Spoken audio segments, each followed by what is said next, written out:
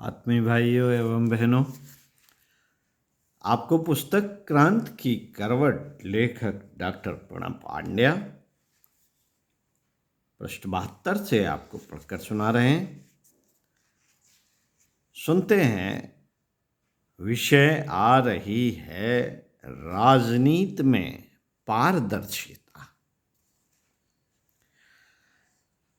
मित्रों, परम पूज्य गुरुदेव वेद मूर्ति तपोनिष्ठ युग ऋषि पंडित श्री राम शर्मा आचार्य जी द्वारा सामाजिक, आर्थिक और राजनीतिक क्षेत्रों में होने वाले नवीन परिवर्तन, अखंड ज्योति, जुलाई 1967, पृष्ठ 50 से परम पूज्य गुरुदेव के संदेशों को पढ़कर सुनाते हैं। फिर इस पर परिचर्चा करते हैं। परम पूज्य गुरुदेव ने लिखा है अखंड ज्योति उपरोक्त में, जो युग अभी गुजर रहा है उसमें सबसे अधिक शक्ति और प्रभाव राजनीति का माना जाता है। सर्वसाधारण का जीवन सुखी है या दुखी, इसका आधार इसी बात पर है कि राजनेता सच्चाई से जनहित को ध्यान में रखकर काम करते हैं या इसके विपरीत आचरण करते हैं। जहां के स्वार्थी राजनेता अपने उच्च पदों को कायम रखने के लिए अनीति व अनाचार से काम लेने में संकोच नहीं करते, वहां के लोग अवश्य दुखी रहते हैं और उनका जीवन प्रायः कष्टपूर्ण रहता है। खेद के साथ कहना पड़ रहा है कि आजकल हमारे देश में ऐसी ही स्थिति दिखलाई पड़ रही है। पर हमारा विश्वास है कि यह स्थिति अधिक समय तक कायम नहीं रह सकती।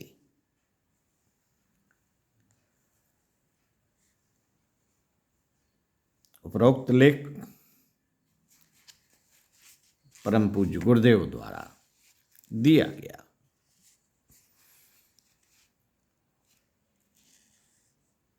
साथियों, राजनीति की अनीति को नीति में बदलने के लिए प्रखर जन क्रांति की जरूरत है, लेकिन इसे सस्ता शासन एवं स्वार्थ के उद्देश्यों से प्रेरित न होकर लोक सेवा की भावना के साथ नैतिक एवं आध्यात्मिक उद्देश्यों से प्रेरित होना चाहिए। मनोहर भारती यह कहते हुए थोड़ा भावुक हो गए। वह एक छोटे से गांव में रहते हैं। अपने इस गांव के क्षेत्र एवं प्रांत की पहचान कराने में उन्हें कोई रुचि नहीं है। उनका कहना है कि जातिवाद, क्षेत्रवाद एवं प्रांतवाद ने ही आज की राजनीति को विषैला बना दिया है। इसके चक्कर में ही लोग राष्ट्रीय हित, मानवीय हित एवं आध्यात्मिक हितों की बात सोचना भूल गए हैं। इसीलिए तो मैंने अपने नाम के आगे जात सूचक शब्द हटा दिया। भारतीय हूं, भारत ही मेरी पहचान है। मनोहर भारती उम्र के लगभग 86 साल पार कर चुके। अपनी जन्म तिथि उन्हें ठीक ठीक याद नहीं। हाँ, इतना जरूर याद है कि जब महात्मा गांधी ने अंग्रेजों भारत छोड़ो का नारा दिया था, तब उनकी उम्र 17 साल के आसपास थी। वह अपने साथियों के साथ बड़े उत्साह के साथ भारत छोड़ो आंदोलन में शामिल हुए थे। लाठी खाई, डंडों से बेरहमी पूर्वक पिटे, लगभग 1.5 साल तक जेल में रहे। बाद में जब जेल से वापस लौटे तब फिर स्वाधीनता की अलख जगाने लगे। जब देश स्वाधीन हुआ तब शिक्षा, स्वाध्याय एवं किसानों की समस्याओं को लेकर काम करने लगे। इस उम्र में भी उन्हें चश्मा नहीं लगाना पड़ता, पूरी तरह से स्वस्थ हैं, नियमित योग व्यायाम करते हैं, सुबह शाम टहलते हैं, स्वाध्याय में उन्हें विशेष रुचि है। देश की फिक्र जितनी उन्हें अपनी युवावस्था में रहती थी उतनी ही आज भी रहती है। उनका कहना है कि मैंने नेहरू और लोहिया का जमाना देखा, आज के नेताओं का युग भी देख रहा हूं। सुना है 1952 से लेकर आज तक 35 बार सांसद अपने वेतन एवं भत्तों में वृद्धि कर चुके हैं। उनके वेतन एवं भत्तों में वृद्धि करने वाला विधेयक जब भी पेश हुआ उस पर कभी बहस नहीं हुई, उसे मिनटों में ही सर्वसम्मत से पारित कर दिया। मेरा उनसे यह सवाल है कि सियाचिन, लद्दाख या अन्य दुर्गम बर्फीली पहाड़ी चोटियों पर देश की रक्षा के लिए अपनी जान जोखिम में डालने वाले सैनिकों, जवानों की वेतन वृद्धि तथा अन्य सुविधाएं बढ़ाने के प्रश्न पर ये सांसद इतनी फुर्ती क्यों नहीं दिखाते? मेरा सवाल है। हमारी 15वीं लोकसभा में 300 से अधिक करोड़पति हैं। इस लोकसभा के ज्यादातर सदस्य या तो करोड़पति हैं या अपराधी प्रवृत्ति के हैं, जिन्होंने अपराध का सहारा लेकर अकूत धन एकत्र किया है। इस देश में धन और अपराध की जुगलबंदी आज का कटु यथार्थ बन गए हैं। मजे की बात यह है कि भूटान जैसे छोटे से देश में चुनाव लड़ने के लिए स्नातक होना जरूरी है, तो क्या हम भूटान से भी पिछड़े देश में रहते हैं, जहां चुनाव लड़ने के लिए शिक्षा की अनिवार्यता नहीं है? क्या यह अरबों लोगों की जिंदगी के साथ मजाक नहीं है? मजाक नहीं है कि दुनिया के सबसे तीक्ष्ण मस्तिष्क वाले लोगों का भविष्य ये अनपढ़ अपराधी प्रवृत्ति वाले राजनेता तय करें। इन बातों को कहते हुए बुजुर्ग मनोहर भारती में युवाओं के तेवर दिखने लगे। उनके स्वर में आक्रोश था, दर्द था और आंखें थोड़ी छलक भी आई थी। वह बोले, सन 1963 में नेहरू और राम मनोहर लोहिया की 3 आना 15 आना बहस चर्चित हुई थी। उस समय लगातार 3 आम चुनावों में कांग्रेस की सरकार थी। लोहिया ने सरकार के अनावश्यक व्यय पर पंफलेट लिखा। एक दिन के 25,000 रुपए। असल में प्रधानमंत्री नेहरू पर प्रतिदिन 25,000 रुपए खर्च होते थे, जबकि देश की 70% जनता मात्र 3 आना प्रतिदिन पर गुजर कर रही थी। नेहरू ने इसका यह कहकर विरोध किया कि भारत के योजना आयोग के आंकड़े के अनुसार प्रति व्यक्ति आय 15 आना है। इस पर जोरदार बहस हुई। लोहिया ने साबित कर दिया कि योजना आयोग के आंकड़े काल्पनिक एवं गुमराह करने वाले हैं। अब तो बात ही बदल गई है। भ्रष्टाचार पर नजर रखने वाली संस्था ग्लोबल फाइनेंशियल इंटीग्रिटी के अनुसार 1948 से 2008 के बीच 20,079 करोड़ रुपए देश से बाहर गैर कानूनी तरीके से ले जाए गए। इतने पैसे से कृषि ऋण माफी योजना को 35 बार लागू किया जा सकता था।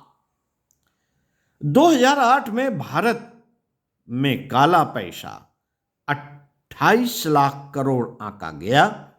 अगर इसका इस्तेमाल विदेशी ऋणों के भुगतान में करें तो भी आधा बच जाएगा।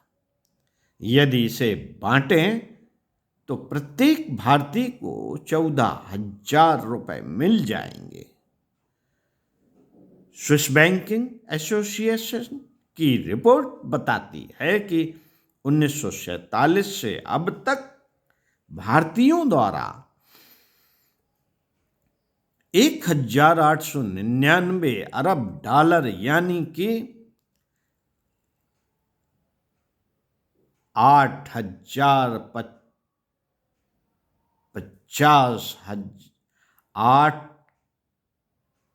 करोड़ 50 लाख 950 करोड़ रुपए स्विस बैंक में जमा कराए गए।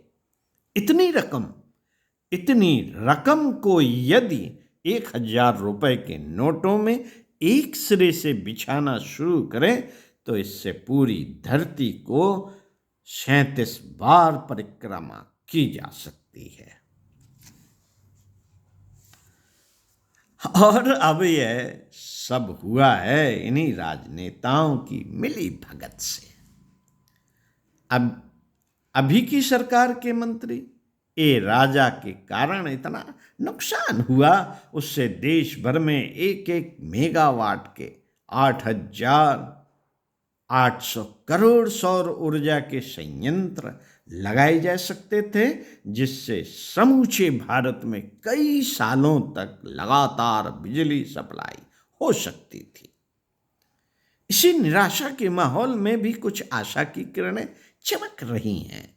देश के वरिष्ठ नेता ए.के. एंटनी, जिन्होंने केरल के मुख्यमंत्री रहते हुए अपने पुत्र के दाखिले की सिफारिश करने से मना कर दिया था, उनकी सादगी को सभी सराहना करते हैं।